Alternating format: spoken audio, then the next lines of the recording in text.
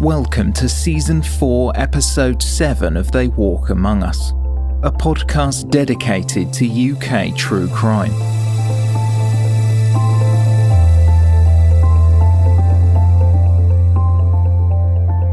Please listen to Season 4, Episode 6 for Part 1 of this two-part case.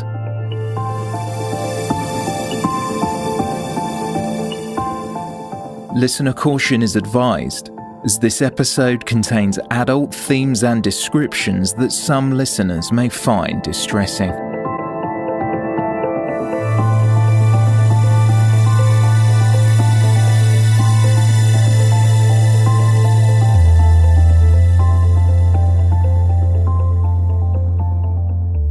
Over the course of 3 days at Winchester Crown Court, the jury decided if the evidence the prosecution presented was sufficient enough to prove that Matthew Hamlin stabbed, robbed and bludgeoned to death 77-year-old Georgina Edmonds on the wet and grey afternoon of January 11th, 2008. Hamlin had been in custody for the past 12 months since he was charged with murder, but always denied his involvement. As he stood in the dock at Winchester Crown Court, a unanimous verdict was handed down. A gasp rang out through court number 3. Tears could be seen in the eyes of Hamlin's family, along with some jurors as they wept following the verdict. Since he had been in custody, his partner Emma White had given birth to a baby boy. Georgina Edmonds' family were in shock and looked visibly upset as they were led from the courtroom by police. Matthew Hamlin was found not guilty.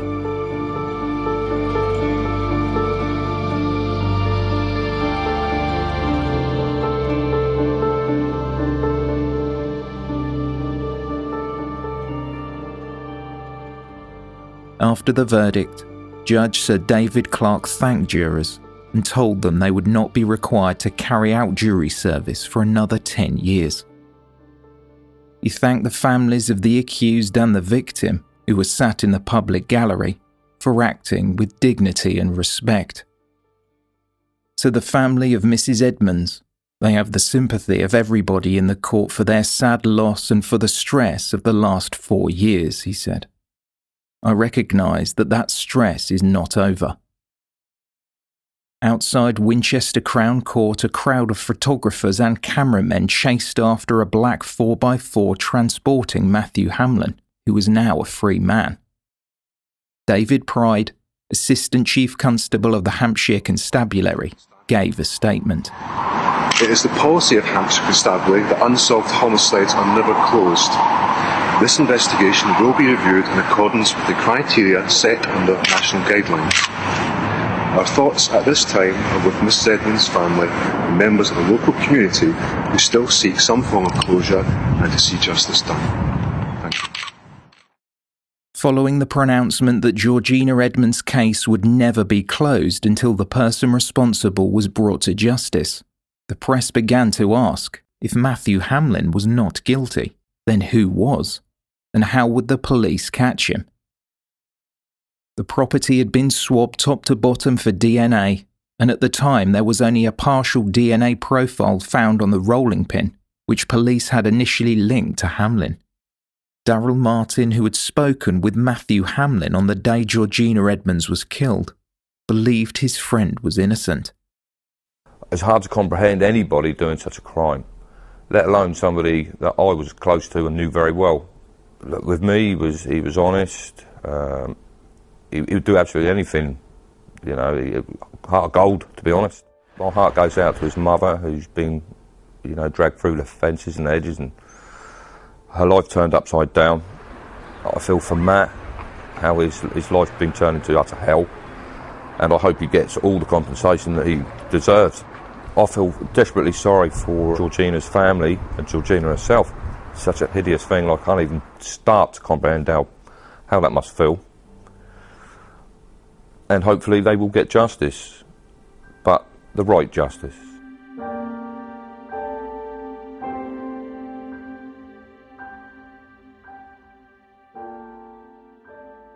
350 people had been investigated as potential suspects. Thousands of members of the public had called with tips. Tens of thousands of pieces of documentation had been generated to aid the inquiry, and the investigation had reportedly cost well into 7 figures. But the case still remained unsolved. Harry Edmonds voiced his confidence in Hampshire police, describing the murder investigation as world-class and saying he had no criticism of their approach. He described the family liaison officers, or FLOs, that supported him and his sister as firm friends. While he did not want to be in court when the verdict was read out and Matthew Hamlin was acquitted, he said, "It may not be immediately, but I feel certain we will one day get justice." An inquest into the death of Georgina Edmonds was held in May 2012, and a verdict of unlawful killing was recorded.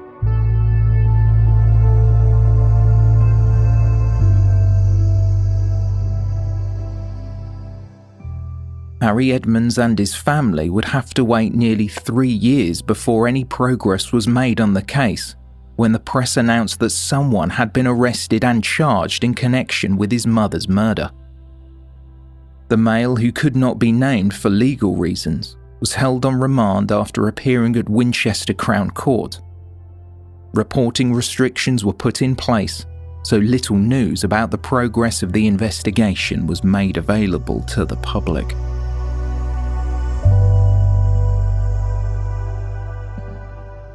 It wouldn't be until the start of 2016, 8 years since Georgina Edmonds had been stabbed and beaten to death, that a second trial for her murder would take place.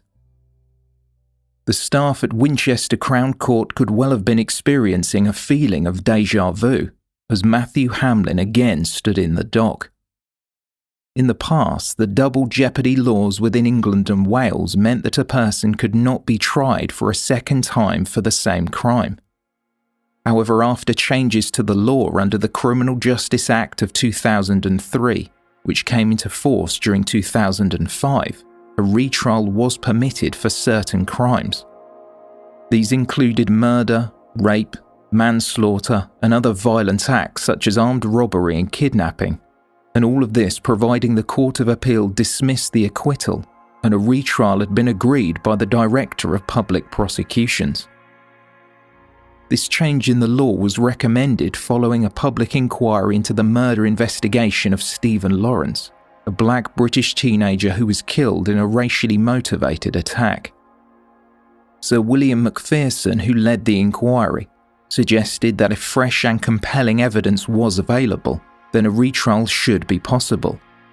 While Stephen Lawrence's killers would not be the first to be affected by the change in the law, they would finally face justice when they were sentenced in January 2012, almost 19 years after the crime.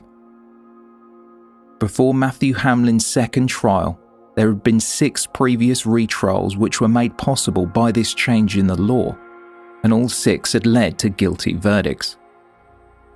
The judge, Mr. Justice Saunders, reminded the jury of the changes to the law, but insisted that their verdict should only be made on the evidence presented at this trial. He handed them some written guidance, which was worded as follows: "You are to try this defendant on an allegation of murder. You will decide that on the evidence that you hear in this courtroom and nothing else.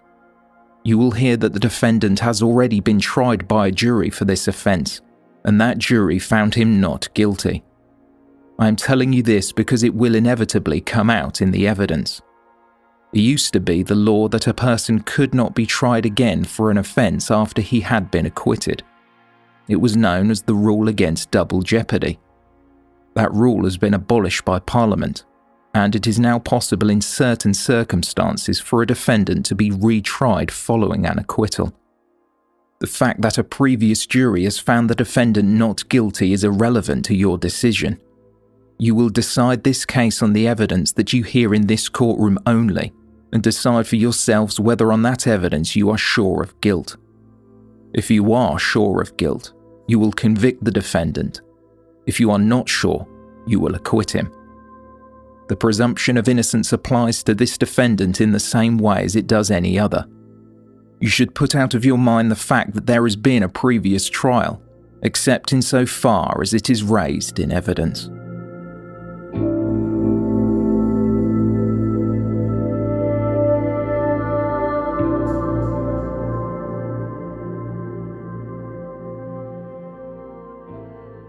Opening the second trial, prosecutor Michael Bowes QC told jurors that Matthew Hamlin's DNA had been lifted from the sleeve of Georgina's blouse that she had been wearing at the time of her death.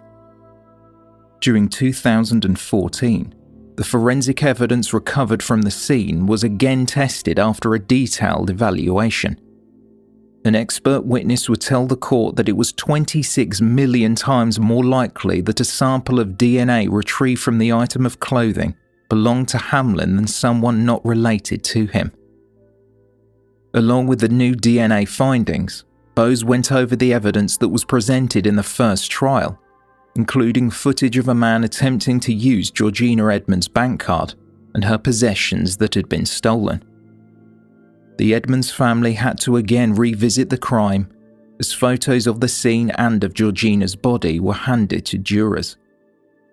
The highly graphic images showed the knife wounds and a skull fracture. The prosecutor played the recordings between Matthew Hamlin and his mother, in which the two discussed Hamlin's whereabouts. In the recording, Hamlin can be heard saying that he might have an alibi, and then his mother whispers, "I can speak to Sarah." The other thing is I might have an alibi for it as well. What do you mean? When they first interviewed me, I ain't got a clue where I was, but I remember I went around Gary and Sarah's, who live around the corner from Joanne. Yeah. And I think I went in there with Gary, and I said, well, I didn't. He said, that's ridiculous. I said, you're not even the right size for it. I said, well, I don't know what I was. And Sarah got out her diary, and she flipped through, looked at the date, and she said, yeah, you was with me. I think it was a party or something. And I don't know that I can't remember, but she said that you was here on that date because she looked in her diary. And I was going to tell the police when they first interviewed me, but Gary had a warrant out for his arrest, so I didn't tell him. And I've told my solicitor about this now, but he said, unless you're completely sure about something, don't say it, because if I tell them that, and they go around and see Sarah and Sarah's don't go with it, then it's going to do me more harm than good. So he don't know whether to speak to Sarah and see whether she's still going to, yeah, see if she's still going to make that, or he said it could do me more harm than good. What else? Joe, I know. But that's what I said. He said, unless you're not sure, Closing his opening statement, Michael Bowes QC said, "The evidence paints a compelling, albeit terrible, picture."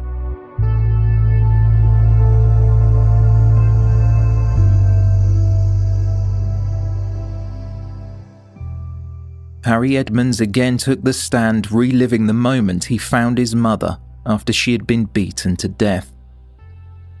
She was lying face down, he said. There was blood, a pool of blood around her head, quite substantial. In the middle of her head was a large pinkish dent. Groundskeeper Ian Wrightson also recounted for a second time his day's routine on January 11th, 2008, and when he, Harry Edmonds, and another groundskeeper discovered Georgina's body. He had taken Georgina's dogs for a walk around 8 a.m. in the morning and spoke to her for approximately 20 minutes before leaving. He again took the dogs for a walk around 4:50 p.m. and at that time noticed the lights in the property were off. Coincidentally, Harry had called his mother at that time, but received no response. Entering through the kitchen door after being unable to contact the 77-year-old, Wrightson could make out Georgina's son in the darkness, who gained entry to the property through an open window. After reaching for the light switch, the pair were greeted with the sight of Harry's mother lying on the floor, covered in blood. They raised the alarm, and Ian writes and testified that, rightly or wrongly, he placed 2 towels over Georgina's body. One over the lower part of her body which had been exposed, and the other over her head, which was covered in blood. He then went outside to get some air. The jury were played the call made by Harry Edmonds. Police emergency. This is an emergency. I've just come down to my house.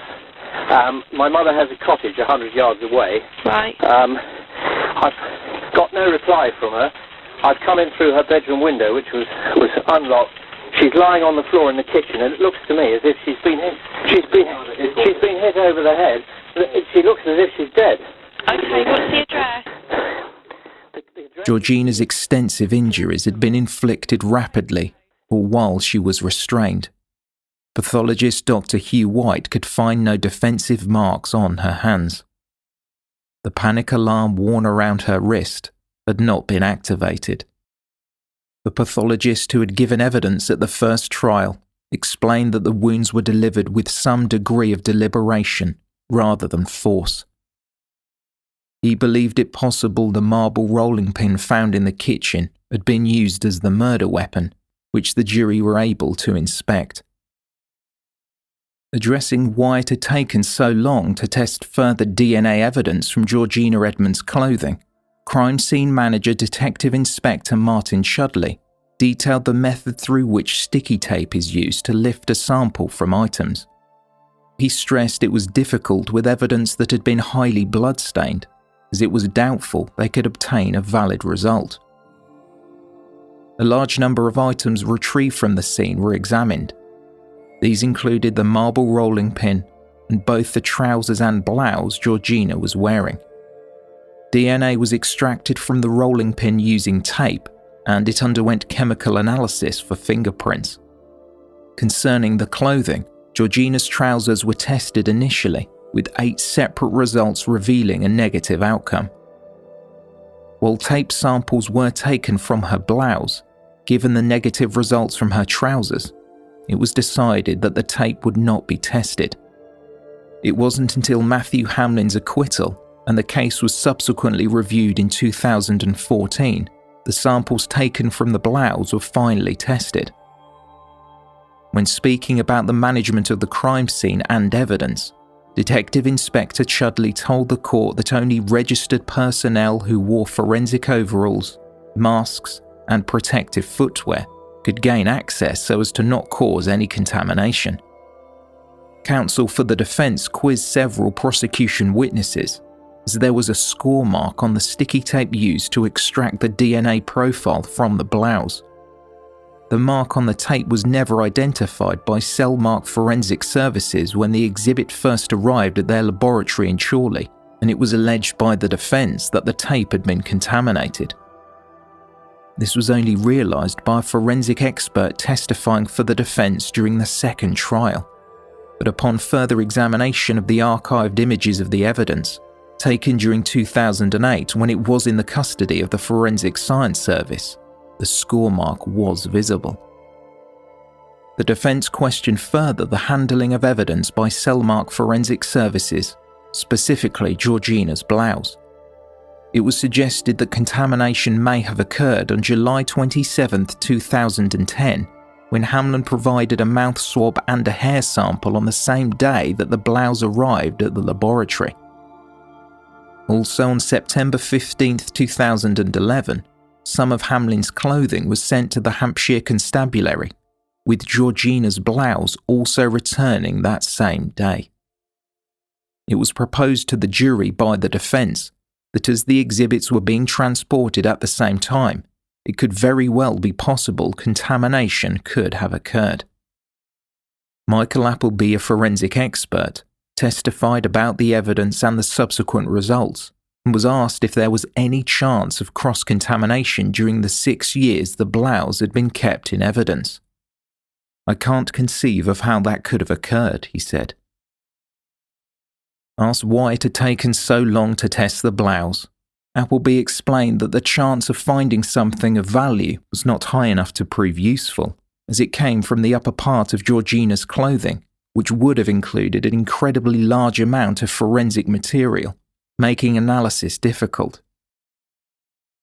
Further testimony was given by forensic scientist Geraldine Davidson, who said, "The presence of cellular material on the left sleeve is, as I might expect, as if it had been deposited during the incident. It is all consistent with one person, and all of it matches Matthew Hamlin." Sonia Marshall, another forensic expert, was questioned about the result taken from the sticky tape, which had been used to retrieve the DNA evidence. She said it was a, quote, high match probability that the person the DNA belonged to was Matthew Hamlin.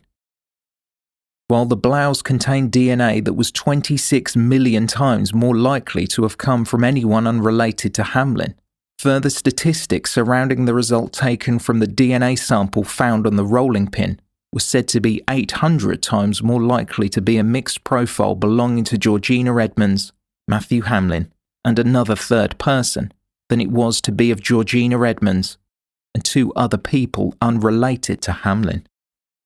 Under cross-examination, Hamlin's defence counsel William Mousley QC, brother to Tim Mousley who had also been defending Hamlin, presented the jury with notes made by the forensic expert in which she wrote that the results were tantamount to a shot in the dark. Further summarising the results, she went on to write, "This is very unsafe and not at all robust. The police should have no illusions that they have the perpetrator's DNA." Sonia Marshall explained that the results extracted from the rolling pin, in which a portion matched Hamlin's DNA, could have matched hundreds and hundreds of people.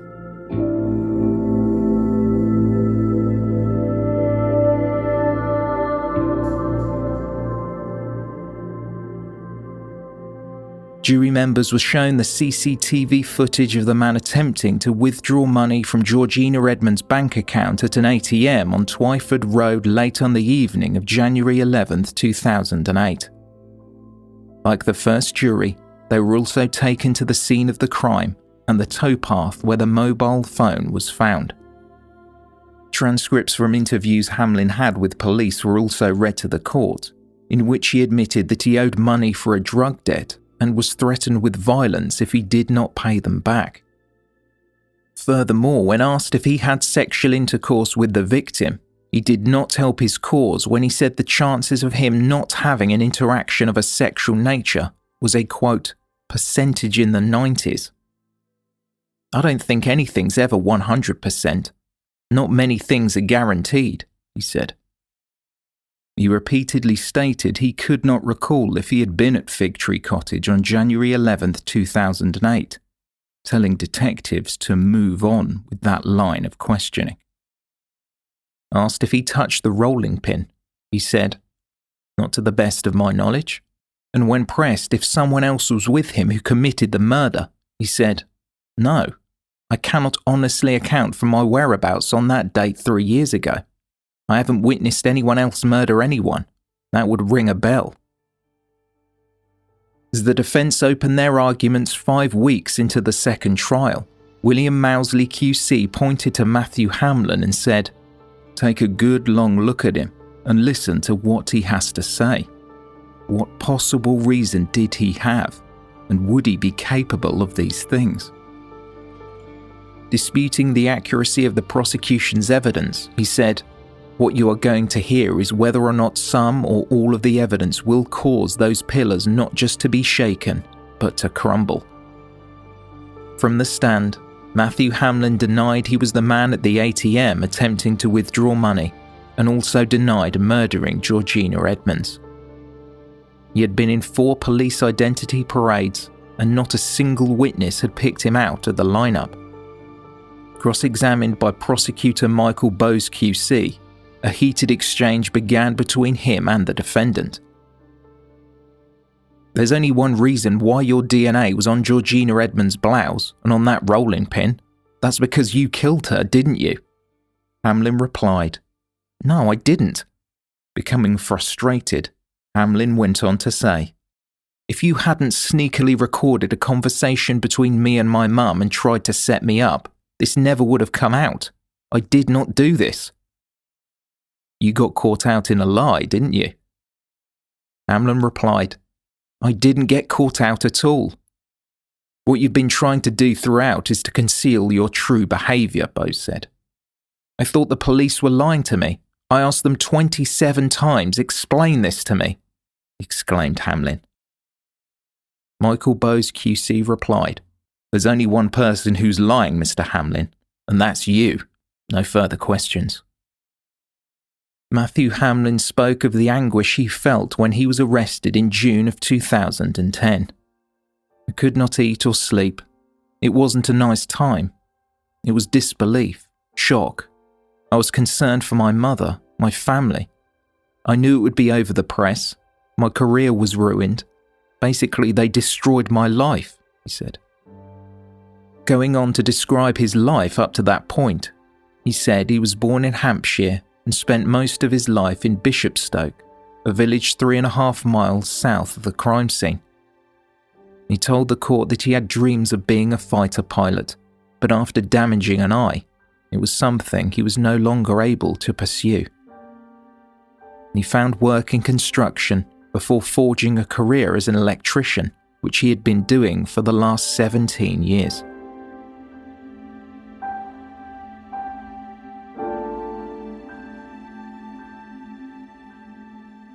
An electrician who Hamlin had done some subcontracting work for denied he had ever seen the defendant wearing a fluorescent jacket and described Hamlin's work ethic as probably the best I've ever known. Another former colleague, Tom Moore, stated, "He's a great guy. He's a good friend of mine, loyal, honest and good fun. He's a hard worker, very committed." Hamlin had married the mother of his child in 2014 after he was acquitted of Georgina Edmonds' murder. Since the first trial, he had no run-ins with the law, but his criminal record was read to the court. One caution for causing a dangerous occurrence on the road, another for the possession of cocaine. He also had 3 convictions, the first for battery in 2003 and 2 more the following year, driving without due care and criminal damage. He had struck the windscreen of an ex-girlfriend's car. Speaking to his caution for the possession of cocaine, Hamlin admitted that he had used the drug, a fact revealed during his first trial in which he said he had developed a 100 pounds a week habit, though denied he had a drug problem. He said his use of cocaine lasted up until his early 30s, a period of time which coincided with his arrest. Hamlin testified that he no longer took the drug.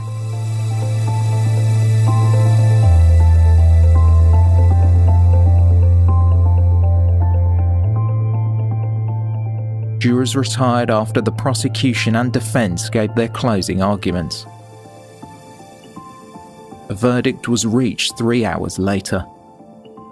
In 2012, every juror in the first trial found Matthew Hamlin not guilty of the murder of Georgina Edmonds.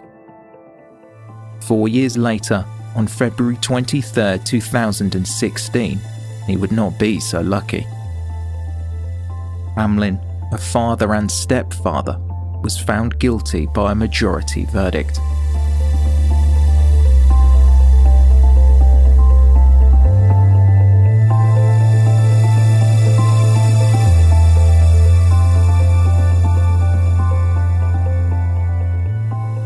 During mitigation, William Mousley QC agreed it was a violent crime brought on by opportunistic conduct, though he was sure his client's act of murder was formed only moments before the fatal blow was struck. His good conduct over the last 8 years and his family's circumstances are relevant for the court to consider, and he is not to be punished for the delay in the proceedings reaching their conclusion, Mousley said. We submit that Matthew Hamlin must be regarded now as a very different character, a married man who is a father, has a home and a steady job. A packed court heard the judge, Mr. Justice Saunders, describe the crime as exceptionally serious. "The minimum term is not the sentence that I pass," the judge said. nor necessarily the time that Matthew Hamlin will serve in prison. It may be that he will not be released at the end of his minimum term, or will ever be released. The judge went on to say, "As I have indicated, there are aggravating features of the offence, but there are also limited mitigating features. They are, in my judgment, the fact that the defendant has been through 2 trials, but more importantly, he has, on the evidence, lived a blameless life for the 4 years since his acquittal. The evidence was that he is a hard-working family man who has been prepared to help others when they needed help. It may well be that he is a different man now than he was in 2008. For those who may think that the minimum term I am going to impose is too short, it should be remembered that Matthew Hamlin will qualify as an old age pensioner by the time he is eligible for release. The sentence of the court is one of life imprisonment. Taking all the matters into account, the minimum period will be 30 years. The time spent on remand before the first trial and the time on remand after his rearrest should be calculated and count towards the minimum period." As Matthew Hamlin was led away by 2 court officials, clapping could be heard from the public gallery.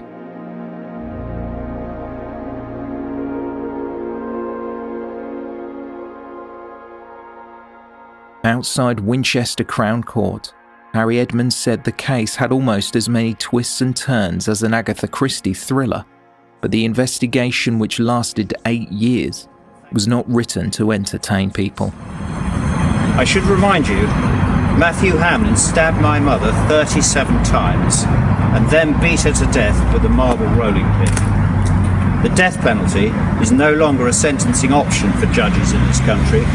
In my view, it is a matter of great regret that we can no longer execute the loathsome individuals who commit crimes of this magnitude. I now have an opportunity on behalf of my sister..." A spokesperson for the Hampshire Constabulary said, "The entire team of police officers, police staff, prosecution barristers, forensic scientists and colleagues from the Crown Prosecution Service have been absolutely dedicated to putting together the best possible case and presenting the facts to the jury. Every moment has been worth it to finally see Hamlin behind bars and justice served." In a highly secretive process, the Hampshire Constabulary had taken the results of their forensic discovery to the Court of Appeal to have Hamlin's acquittal quashed. Detective Inspector Martin Chudley was praised for the work he did on the case, and would later receive recognition at the Police Federation National Detectives Forum Awards. Chudley spoke to the Southern Daily Echo about the frustrations with the investigation and his determination to find a clear profile in the results. He had continued looking at the forensic evidence despite being told a re-examination was unlikely to work. He was hailed a hero by the Edmonds family. "I get 3 cups of tea now whenever I visit the major crime team. That's enough of a reward for me," he said. "You are there to do a job, to find those responsible and discover what happened, and to ultimately give a family some sense of peace. I don't think there are words to describe how I feel now. Probably just relief. It is just relief and both personal and professional satisfaction that this is a job done." Dottie Edmonds, who had been working as a nurse in Sudan when her mother was killed, spoke of her hopes for justice before the outcome of the trial.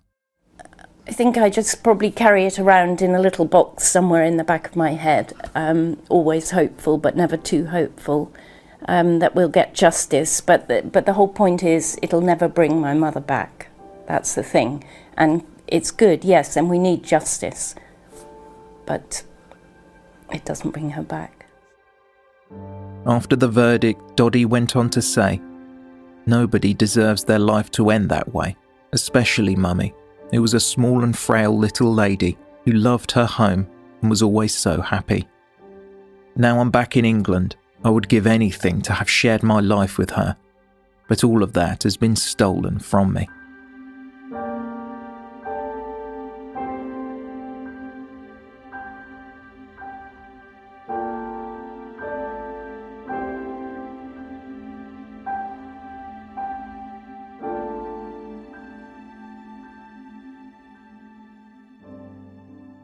So where are we now? In March 2016, it was reported that Elderfield House, the hostel where 4 arrests were made during the initial inquiry into Georgina Edmonds' death, would be closing its doors. Following cuts by Hampshire County Council, the rehabilitation centre, which housed 17 ex-offenders at the time, had struggled to find funding, though it was hoped it might be reopened later in the year to support those with less complex health needs. Staff at the hostel faced redundancy, and most of the residents being supported had mental health issues and were being assessed to find accommodation somewhere else. A resident was reported as saying, "Some people say it's not a nice place to live, but it's a lot better than being on the street."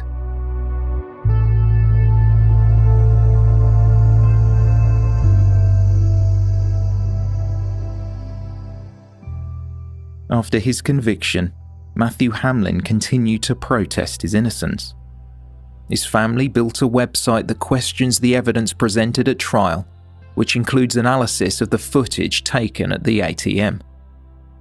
Using the size of the tiles on the floor around the machine, they have estimated that the person in the fluorescent jacket has size 12 feet, but Matthew Hamlin is size 10.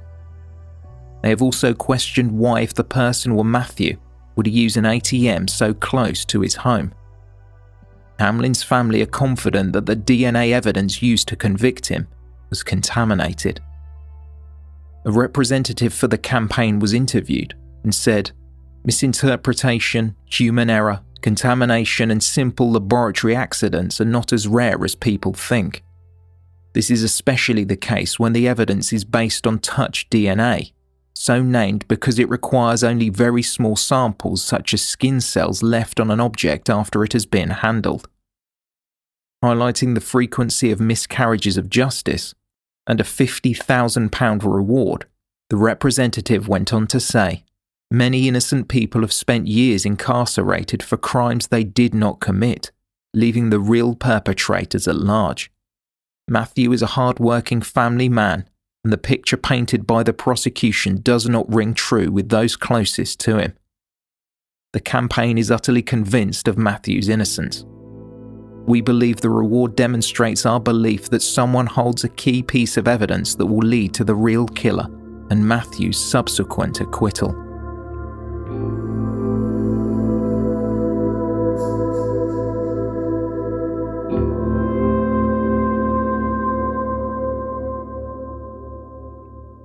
Matthew Hamlin applied for leave to appeal his sentence. His defence counsel, William Mousley QC, argued that as jurors were told about the first trial by the judge, it may have implied to them that his client had gotten away with murder and strengthened the jury's resolve to convict. Mousley said telling them about the, quote, "irrelevant matter" of the first trial was grossly unfair and made the conviction unsafe. It was also argued that the judge erred when he allowed elements of Hamlin's interview with police, in which the appellant was asked if he sexually assaulted Georgina Edmonds. There was no forensic evidence to suggest this was the case, and William Mousley QC argued it was highly prejudicial to the appellant. Along with Lord Justice Fulford, Mrs. Justice Chima Grubb and Judge Peter Collier QC dismissed the first reason for appeal, explaining that omitting information about the first trial would have led to some confusion for the jury, as the evidence exhibit dates would have jumped from 2010 to 2014, making the need to explain that there had been another trial relevant. While at first they were not given the date of the initial trial, the prosecution suggested that the jury be informed when the evidence of the blouse came up. This was presented to the jury in the form of media reports, including those from the BBC, to avoid any speculation. On this matter, the judges commented, "In our judgment and notwithstanding Mr. Mousley's able submissions, the approach adopted by the judge was wholly correct. He reached an entirely sustainable decision that the overwhelming likelihood was that the jury would learn or would need to be told that this was a retrial. In regards to the suggestion that the judge erred in letting the jury know that Matthew Hamlin had been questioned whether or not he sexually assaulted the victim, the appeal judges commented, on the basis that there had been apparent interference with the deceased's lower garments, together with the appellant's cellular material being found on her blouse, the prosecution in our judgment was entitled to pursue the suggestion that this attack might have had an element of sexual motivation. There was a credible basis for that suggestion, and it was one that the prosecution could legitimately explore. The three judges' findings concluded this was, in our view, arguably a strong case, certainly a case that properly went to the jury, and in the result, and intending no disrespect to the skillful and well-ordered submissions of Mr. Mousley, we do not consider that this application for leave to appeal, once analysed carefully, is arguable and is refused. As the proceedings came to a close, counsel for the defence, William Mousley QC, addressed the judges and said, "The only other issue we raise is this. It seems to us putting to one side the fact of a retrial and pushing to one side the date of the retrial. There may be a point of principle here concerning the circumstances in which previous acquittals should be referred to when someone is tried for the same offence again." Lord Justice Fulford replied, "I do not think you can apply for leave to appeal to the Supreme Court on refusal of an application for leave to appeal." William Mousley QC responded, "Then that may be the end of it."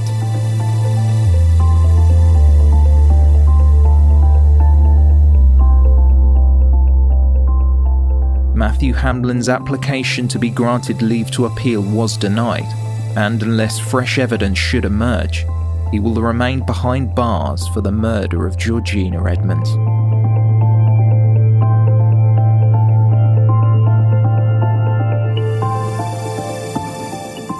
Thank you for listening, and special thanks to our Patreon supporters. If you have enjoyed this podcast, please consider leaving a 5-star review on your podcast player, and don't forget to subscribe so you don't miss an episode. For our listeners in the UK, you can purchase a copy of our book They Walk Among Us, available to order from all good bookshops. For further information, please see our show notes or visit our website at theywalkamonguspodcast.com.